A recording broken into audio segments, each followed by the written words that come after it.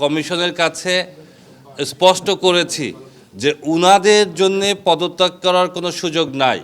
উনারা যেন শক্ত হাতে এই পুঁজিবাজারের হাল ধরেন, কারণ মাসুর রিয়াজ ভাইয়ের সাথে যেটি হয়েছে সেটি অবশ্যই বাঞ্ছনীয় ছিল না, এবং উনাদের বিরুদ্ধে এখন যেটি হচ্ছে সেটিও পুঁজিবাজারের জন্য কল্যাণময় নয়।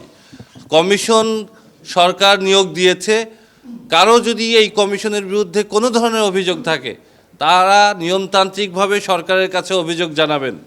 কিন্তু আমি আবারও বলছি যে এই ধরনের জিম্মি করে উচ্ছৃঙ্খল কর্মকাণ্ড করে কোনো ধরনের প্রতিবাদ জানিয়ে ভয়ভীতি দেখিয়ে তাদের যে স্বাভাবিক কার্যক্রম, যে তদন্ত কার্যক্রম, সেইগুলোকে ব্যাহত করা বা কাউকে বাঁচানোর একটা অপপ্রচেষ্টা মাত্র, এই জিনিসগুলো শক্ত হাতেই দমন করা হবে।